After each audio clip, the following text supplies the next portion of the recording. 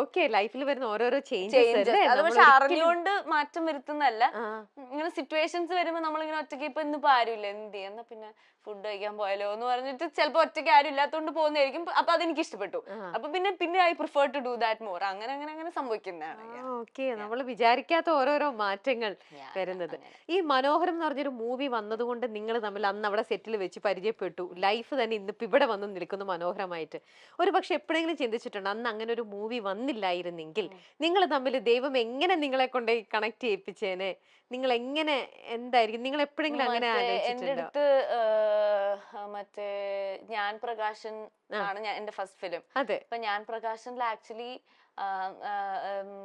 അഖിലേട്ടൻ പറഞ്ഞത് എന്റെ ഒരു കുഞ്ഞൊരു 5 ഷോട്ടിലാണ് ഞാൻ പ്രകാശനിൽ അഭിനയിച്ചത്. അപ്പൊ അതില് പെണ്ണ് കാണാൻ വരുന്നത് ഫഹദിന്റെ കൂടെ പെണ്ണ് കാണാൻ വരുന്ന ആള് അത് മാറ്റിയിട്ട് ഫഹദ് ഇങ്ങനെ കുറച്ച് പുറകെ നടക്കുന്ന പോലത്തെ ഷോട്ട്സ് ആണ്. അപ്പൊ ആ പെണ്ണ് കാണാൻ വന്ന ഇത് ദീപക്കേട്ടനെ വിളിക്കണം എന്നായിരുന്നു അവര് ഫസ്റ്റ് വിചാരിച്ചിരുന്നേ. പിന്നെ അത് മാറി മാറി പിന്നെ അങ്ങനെയാണ് പോയത്. അപ്പം എനിക്ക് തോന്നുന്നു അത് നടന്നില്ല, അതുകൊണ്ട് മനോഹരം സംഭവിച്ചു, മനോഹരത്തെ വെച്ച് കണ്ടു. അപ്പം ഇറ്റ്സ് ലൈക്ക് മനോഹരം നടന്നില്ലായിരുന്നെങ്കിൽ കണ്ടേനെ. അത് ഉറപ്പായിട്ടും അങ്ങനെ മീറ്റ് ചെയ്യേണ്ട ആൾക്കാരെ എപ്പോഴെങ്കിലും മീറ്റ് ചെയ്യുന്നതാണ് എനിക്ക് തോന്നുന്നത് അല്ലെ. ഇൻഡസ്ട്രിയിൽ അതുപോലെ തന്നെ നിങ്ങൾക്ക് ഒരുപാട് ഫ്രണ്ട് സർക്കിൾ ഉള്ള ഒരു ആൾക്കാരാണോ നിങ്ങൾ രണ്ടുപേരും? അല്ല അല്ല അല്ല, വളരെ ലിമിറ്റഡ് ഫ്രണ്ട്സ് ആണോ? എനിക്ക് അങ്ങനെ എല്ലാ സെറ്റിൽ പോയാലും ഞാൻ എല്ലാവരുമായിട്ടും ഫ്രണ്ട്ലി ആണ്. പക്ഷെ ഒരു സിനിമ കഴിഞ്ഞ് കഴിഞ്ഞാൽ പക്ഷെ എനിക്ക് തോന്നുന്നില്ല ഞാൻ അങ്ങനെ ആ ഒരു ഫ്രണ്ട്ഷിപ്പ് ഒരുപാട് മെയിൻറ്റെയിൻ ചെയ്ത് കൊണ്ടുവന്നല്ല. അങ്ങനെ എനിക്ക് അത്രയും സ്ട്രോങ് ആയിട്ടുള്ള ഒരു ബോണ്ട് ആരോടും അങ്ങനെ ഫീൽ ചെയ്തിട്ടില്ല. Especially cinema. എനിക്ക് ഇപ്പോഴും ഉള്ള ഫ്രണ്ട്സ് എന്റെ സ്കൂൾ ഫ്രണ്ട്സ് ആണ്. എന്റെ 8th സ്റ്റാൻഡേർഡ് മുതലുള്ള ഫ്രണ്ട്സ് ആണ്.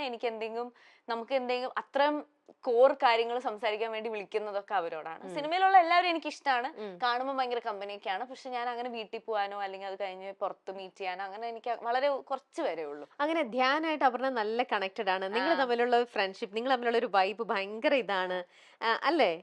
അതെങ്ങനെ അറിയാം? എനിക്ക് ധ്യാൻ ചേട്ടന് ഇറ്റ്സ് ലൈക്ക് എ ബ്രദർ. ദീപക്കേട്ടന്റെ ഫ്രണ്ടാണ്. ഇപ്പൊ ധ്യാൻ ചേട്ടൻ മറ്റേ ഞാൻ എപ്പോഴും പറയും എന്തും നമ്മുടെ നാട്ടില് എന്തും തുറന്നു പറയാൻ ലൈസൻസ് ഉള്ളൊരു ആളാണ് ധ്യാൻ ചേട്ടൻ. എന്ത് പറഞ്ഞാലും എല്ലാവരും ആ ഒരു സെൻസിൽ എടുക്കും. അത് ഭാഗ്യമല്ല. നമ്മളൊക്കെ എന്തെങ്കിലും പറഞ്ഞു കഴിഞ്ഞാൽ അതിന് എന്തൊക്കെ തലത്തിൽ ചിന്തിക്കും. ധ്യാൻ ചേട്ടൻ എന്ത് പറഞ്ഞാലും അത് ധ്യാൻ ശ്രീനിവാസനല്ലേ എന്നുള്ളൊരു ലെയിനിലല്ലേ വരുള്ളൂ. പക്ഷെ എനിക്ക് ഭയങ്കര ഇഷ്ടമാണ് ആള്. ഞാനിങ്ങനെ വിചാരിക്കും ഉടായ്പാണെങ്കിലും എന്തുടായ്പ ചെയ്താലും അത് പറയാൻ ധൈര്യം കാണിക്കുന്ന ഒരാളാണ്. ഞാൻ ഉടായ്പൊന്ന് സ്വയം സമ്മതിക്കുന്ന ഒരാളാണ്. അപ്പൊ എനിക്ക് ഓക്കെ ആണ്, എനിക്ക് ഇഷ്ടമാണ്. ധ്യാൻ വന്നിരുന്നു നിങ്ങളുടെ കല്യാണത്തിന്? ഇല്ല ഇല്ല, അത് ധ്യാൻ ചേട്ടൻ പനിയാണെന്ന് പറഞ്ഞു. അത് എത്രത്തോളം സത്യാന്ന് എനിക്കറിയില്ല. അപ്പൊ പനിയാന്ന് പറഞ്ഞിട്ട് പിന്നെ അന്ന് പറഞ്ഞു എന്തോ പനിയാണ്. പിന്നെ വിളിച്ച് സംസാരിച്ചപ്പോ വോയിസ് ഉണ്ടായില്ല. അപ്പൊ അതുകൊണ്ട് സത്യമാന്ന് വിശ്വസിക്കുന്നു. അതാണ് അന്ന് വരാൻ പറ്റാത്തതൊക്കെ വന്നിരുന്നു. ഓക്കെ. കല്യാണത്തിന് മുമ്പേ ആണല്ലോ തമിഴ് മൂവിയിലെ വിജയുടെ കൂടെ അഭിനയിച്ചത്. അപ്പൊ ആ ഒരു ഇപ്പൊ കല്യാണം ഇങ്ങനെ എന്നൊക്കെ പറയുമ്പോൾ നമ്മൾ കൂടെ വർക്ക് ചെയ്ത ആൾക്കാരെയൊക്കെ നമ്മൾ കല്യാണത്തിന് തീർച്ചയായിട്ടും വിളിക്കും. പ്രത്യേകിച്ച് ഇങ്ങനത്തെ ഒരു ഇതൊക്കെ വന്നപ്പോ അന്നപ്പോ അങ്ങനെ തമിഴ് ഇൻഡസ്ട്രിന്ന് ആരെങ്കിലുമോ അല്ലെങ്കിൽ ഈ പറയുന്ന പോലെ വിജയിനെ തന്നെയും കല്യാണത്തിന് ഇൻവൈറ്റ് ചെയ്യോ അങ്ങനെ? ഞാൻ ചെയ്തിട്ടില്ല. Because first of all Vijay സാറുമായിട്ട് എനിക്ക് ഇങ്ങനെ വർഷത്തിലൊരിക്കൽ ഒരു പടം ഇറങ്ങി കഴിഞ്ഞാൽ ഞാൻ ചിലപ്പോൾ സാറിന് മെസ്സേജ് അയക്കും, സാർ നൈസ്, അല്ലെങ്കിൽ ന്യൂ ഇയർ ആകുമ്പോൾ happy new year, merry Christmas, അങ്ങനെ അയക്കുന്ന ഒരു റിലേഷനേ ഉള്ളൂ. അപ്പൊ ഞാൻ മറ്റേ കല്യാണത്തിനൊക്കെ വിളിച്ചിട്ട് ആ ഒരു ഇത് കളയണ്ടെന്നുള്ളൊരു, നമ്മൾ ഒരുപാട് റെസ്പെക്ട് ചെയ്യുന്ന ആള് പുള്ളിയുടെ നമ്പർ എന്റെ കയ്യിൽ ഉണ്ടെന്നുള്ളത് കൊണ്ട് മറ്റേ എന്റെ വീട് ഹൗസ് വാമിംഗ് ആണ്, കല്യാണമാണ്, അങ്ങനെ പറയാൻ പാടില്ലല്ലോ എന്നുള്ളതുകൊണ്ട് ഞാൻ എന്തായാലും സാറിന് വരാനും പറ്റില്ല. അപ്പൊ എന്റെ മനസ്സിൽ ആഗ്രഹം ഉണ്ടായിരുന്നു എന്തെങ്കിലും സാറിനെ പോയി കണ്ട് നേരിട്ട് പോയി വിളിക്കണമെന്ന്. ഒരു വാട്സ്ആപ്പ് മെസ്സേജിൽ വിളിക്കാം. അപ്പൊ എനിക്ക് നേരിട്ട് പോയി വിളിക്കാൻ പറ്റാത്തൊരു സാഹചര്യം ആയതുകൊണ്ട് ഞാൻ അതൊരു ഫോൺ കോളിൽ വിളിക്കണ്ടെന്ന് വിചാരിച്ചിട്ട് അങ്ങ് വിളിച്ചില്ല. എനിക്ക് തോന്നുന്നു വിജയെ കാണാൻ വേണ്ടിയിട്ട് തന്നെ അപർണയുടെ കല്യാണത്തിന് വിജയ് വരുമെന്ന പ്രതീക്ഷയിൽ കുറച്ച് ആൾക്കാർ നിങ്ങൾ ക്ഷണിക്കാതെ വന്നതെന്ന് മുമ്പേ പറഞ്ഞില്ലേ, അതേപോലെ കുറച്ച് ആൾക്കാർ വന്ന് കയറിയത് അങ്ങനെ കുറച്ച് ആൾക്കാരാണ്. ഈ കല്യാണത്തിന് പോയാൽ പിന്നെ പൊതുവെ കുറച്ച് പബ്ലിക് ഉണ്ടല്ലോ, ഇവരുടെ സെലിബ്രിറ്റിയുടെ കല്യാണം ഇവിടെ കുറെ സെലിബ്രിറ്റീസ് അങ്ങനെ ഉണ്ടാകും. നമ്മുടെ നാട്ടിൽ നിന്ന് തന്നെ അങ്ങനെ കുറച്ച് പേര് സിനിമാക്കാരെ കാണാൻ വേണ്ടി അങ്ങനെ ഉണ്ടാവുമായിരിക്കും. വിജയ് സാർ വന്നു കഴിഞ്ഞാൽ പിന്നെ പാലക്കാട് ആ ഏരിയ ഫുൾ മറ്റേ സീൽ ചെയ്യേണ്ടി വരും. അത്രയും ഫാൻസ് ഉണ്ടല്ലോ വിജയ് സാറിന് പാലക്കാട്. അങ്ങനൊന്നും എന്തായാലും വരൂല്ല. പിന്നെ ഞാൻ ഒന്നില്ലെങ്കിൽ നമ്മൾ പോയിട്ട് ആ ഒരു റെസ്പെക്ട് കൊടുത്ത് നേരിട്ട് പോയി വിളിക്കണം. ഫോണിൽ ഒരു മെസ്സേജ് അയച്ച് വിളിക്കേണ്ട ഒരാളായിട്ട് എനിക്ക് അങ്ങനെ എനിക്ക് ചെയ്യാൻ ആ ഒരു സാഹചര്യത്തിൽ ഷൂട്ടും കാര്യങ്ങളും. ഞാൻ കല്യാണത്തിൽ ഫുള്ളി ഇൻവോൾവേ അല്ലായിരുന്നു. കല്യാണത്തിന്റെ 2 ദിവസം മുമ്പാണ് ഞാൻ വീട്ടിലെത്തുന്നത്. അതിന് മുമ്പ് ഷൂട്ടും കാര്യങ്ങളും ഒക്കെ ഉണ്ടായിരുന്നു. കല്യാണ സമയത്ത് ആക്ച്വലി ഷൂട്ട് ഉണ്ടാവും എന്നൊക്കെ ഉള്ള ടെൻഷനും അങ്ങനെയൊക്കെ ആയിരുന്നു. അപ്പം എനിക്ക് ഫുള്ളി ഞാൻ മറ്റേ എല്ലാരെയും എത്രയോ വിളിക്കാതെ വിട്ടുപോയ ആൾക്കാരുണ്ട് എന്റെ സൈഡിൽ നിന്ന്. അപ്പൊ അവരൊക്കെ ചിലപ്പോ ഇപ്പോഴും എന്തെങ്കിലും കാണുമ്പോ എന്നെ വിളിച്ചിട്ടില്ല എന്ന് പറയും. പക്ഷെ ഞാൻ അങ്ങനെ ഒട്ടും ആ ഒരു സമയത്ത് ഒന്നാമത് കല്യാണത്തിന്റെ സ്ട്രെസ്സും ടെൻഷനും, അയ്യോ കല്യാണമാണെന്നുള്ളൊരു കാര്യം, രണ്ടാമത് ഷൂട്ട് ഉണ്ട്, മൂന്നാമത് എന്തൊക്കെയൊക്കെയോ അറേഞ്ച് ചെയ്യണം, അങ്ങനത്തെ കാര്യങ്ങള്. അപ്പൊ എല്ലാം കൂടെ കൊണ്ട് കുറെ പേരെ ഞാൻ വിളിച്ചിട്ടില്ല. പിന്നെ സാറിനെ ഒന്നും പോയി വിളിക്കാനുള്ള സമയം ഉണ്ടായില്ല. അപ്പൊ പിന്നെ ഞാൻ വിചാരിച്ചു വേണ്ട എന്നുള്ള രീതി.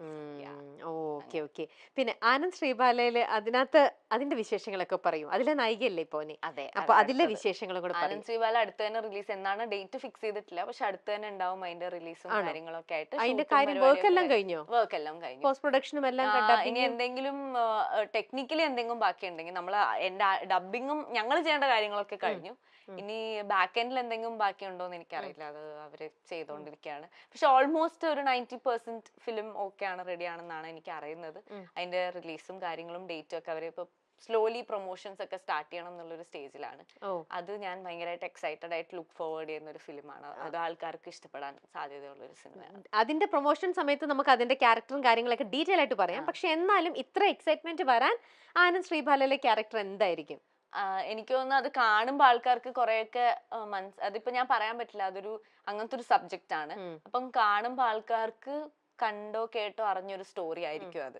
സോ അതുകൊണ്ട് എനിക്ക് തോന്നുന്നു, ആൻഡ് അപ്പം എപ്പോഴും നമുക്ക് റിലേറ്റ് ചെയ്യുന്ന സബ്ജക്ട് അല്ലെങ്കിൽ നമുക്ക് അറിയുന്ന ഒരു സബ്ജക്ട് ആൾക്കാർക്ക്, എനിക്ക് അങ്ങനത്തെ പടങ്ങൾ കാണാൻ ഇഷ്ടമാണ്. അപ്പം അങ്ങനത്തെ പടങ്ങൾ ഇഷ്ടമുള്ള ആൾക്കാർക്ക് എനിക്ക് തോന്നുന്നു അത് ഇഷ്ടപ്പെടും. ഇതിന്റെ സ്ക്രിപ്റ്റ് റൈറ്റർ അഭിലാഷായിട്ട് നമ്മുടെ ഫാമിലി തന്നെയാണ് അഭിലാഷും. അപ്പൊ ഇടയ്ക്കിടയ്ക്ക് അഭിലാഷിനെ കാണാറുണ്ട്. ഞാനും എന്റെ തന്നെ പല ഇന്റർവ്യൂസിലും വരാറുണ്ട്, പലപ്പോഴും കാണാറുണ്ട്. അപ്പോഴപ്പോ ഓരോ സ്റ്റേജിലായിട്ട് കുറച്ച് നാളുകളായിട്ട് കാണുമ്പോൾ ഓരോ സ്റ്റേജിൽ പറയും അതിന്റെ കാര്യങ്ങൾ ഇത്രത്തോളമായി, ഇതായി, ഇതൊക്കെ. അപ്പൊ വിശേഷങ്ങളൊക്കെ പറഞ്ഞാൽ അത് കൂട്ടത്തിൽ അന്ന് പറഞ്ഞ ഒന്നാണ്, സംഗീത തിരിച്ചു വരികയാണ്, എന്റെ സിനിമയിലൂടെ ഇങ്ങനെ വരുന്നു എന്നൊക്കെ പറഞ്ഞാൽ ഭയങ്കര സന്തോഷത്തോടെ പറഞ്ഞു. അപ്പം എന്റെ പ്രോഗ്രാമിൽ തന്നെയും ഗസ്റ്റ് ആയിട്ട് വരാൻ നിൽക്കുകയായിരുന്നു. അന്ന് ഷൂട്ടിന്റെ എന്തോ ഒരു ഷൂട്ട് ഉദ്ദേശിച്ച പോലെ തീർന്നില്ല. അങ്ങനെ ഞങ്ങൾ ഷൂട്ടെല്ലാം പ്ലാൻ ചെയ്ത് വെച്ചിട്ട് അന്ന് വരാൻ പറ്റിയില്ല. അപ്പം സംഗീത ചേച്ചിയായിട്ടുള്ള അമ്മയായിട്ടല്ലേ ഇതിനകത്ത്? എന്റെ അമ്മയല്ല, അർജുന്റെ അമ്മയായിട്ട്. അങ്ങനെയാണോ? അർജുന്റെ അമ്മയായിട്ട്. ഓക്കെ. അപ്പൊ പക്ഷെ നിങ്ങൾ ഒരുമിച്ചുള്ള സീനൊക്കെ ഉണ്ടോ? നമ്മൾ ഒരുമിച്ച് സ്ഥലത്തുണ്ട്, പക്ഷെ ഞങ്ങള് പറഞ്ഞു കഴിഞ്ഞാൽ അങ്ങനെ ഉണ്ട്, 1-2 സ്ഥലത്തുണ്ട്.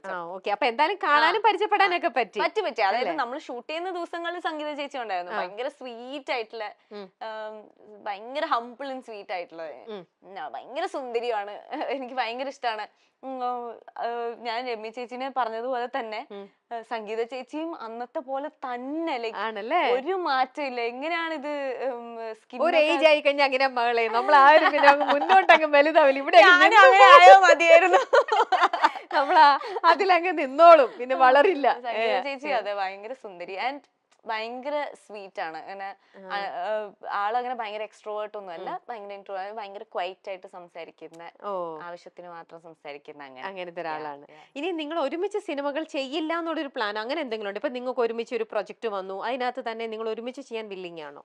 ഞാനും ദീപക് അങ്ങനെ കുഴപ്പമൊന്നുമില്ല. നല്ലൊരു പ്രോജക്റ്റ് ആണെങ്കിൽ at the end of the day he's actor, I am also actor. So അങ്ങനെയായി കാണുന്നുള്ളൂ. മാളികപ്പുറം ടീം ഒന്നിക്കുന്ന ആനന്ദ് ശ്രീബാലയാണ് പുതിയ പ്രോജക്ട്. മാളികപ്പുറം എന്ന ചിത്രത്തിന്റെ തിരക്കഥ എഴുതി ഒരുക്കി വിഷ്ണുവിനെ സംവിധാനം ചെയ്യുന്ന ചിത്രത്തിൽ അപർണയും അർജുൻ അശോകനുമാണ് പ്രധാന വേഷത്തിൽ എത്തുന്നത്. അപർണയുടെയും ദീപകിന്റെയും വിവാഹം സോഷ്യൽ മീഡിയ ഏറെ ആഘോഷമാക്കിയിരുന്നു. കാരണം ഇവരുടെ പ്രണയം അതുവരെയും പുറത്തുപോലും അറിഞ്ഞിരുന്നില്ല. ആരും അറിയാത്തൊരു പ്രണയകഥയായിരുന്നു അപർണയുടെയും ദീപകിന്റേതും. അപർണ വളരെ സംസാരപ്രിയായ ഒരു പെൺകുട്ടിയാണ്. എന്നാൽ ദീപക് നേരെ ഓപ്പോസിറ്റും. അത്യാവശ്യത്തിന് മാത്രം സംസാരിക്കുന്ന കുറച്ച് ഇൻട്രോവേർട്ട് ആയ ഒരാളാണ് ദീപക്. എന്നാൽ താൻ അങ്ങനെ അല്ലായിരുന്നു എന്നാണ് അപർണ പറയുന്നത്. തങ്ങൾ രണ്ടുപേരും രണ്ട് സ്വഭാവമാണ്. ആദ്യമൊക്കെ തനിക്ക് അത് വലിയ ബുദ്ധിമുട്ടായിരുന്നു, അടിയുണ്ടാക്കാറുണ്ടായിരുന്നു എന്ന് പറയുന്ന അപർണ പിന്നീട് താനും മാറിയെന്ന് പറയുന്നുണ്ട്. ആദ്യമൊക്കെ എത്ര ലേറ്റ് ആയാലും രാത്രിയായാലും സംസാരിക്കണം, വിളിക്കണം എന്നൊക്കെ പറയുന്ന അപർണ ഇപ്പോൾ ഞാൻ ഉറങ്ങുകയാണ്, ശല്യപ്പെടുത്തരുത് എന്ന് അങ്ങോട്ട് പറയാറുണ്ടെന്നും അതുപോലെ തന്നെ ദീപക് തുടക്കം മുതൽ ഇപ്പോഴും ഒരുപോലെയാണ് എന്നും പറയുന്നുണ്ട്. വിനീത് ശ്രീനിവാസന്റെ മലർവാടി ആർട്സ് ക്ലബ് എന്ന സിനിമയിലൂടെയാണ് ദീപക് പറമ്പോൾ സിനിമയിലേക്ക് എത്തുന്നത്. തട്ടത്തിൻ മറയത്ത്, തിര, D company, Kunjiramayanam, Rakshadhikari Baiju, Vishwavikhyatharaya Payyanmar, captain, BTech, Kannur squad തുടങ്ങി അടുത്തിടെ വമ്പൻ ഹിറ്റായ മഞ്ഞുമൽ ബോയ്സിൽ നിൽക്കുകയാണ് ദീപക് പറമ്പോളിന്റെ അഭിനയ ജീവിതം.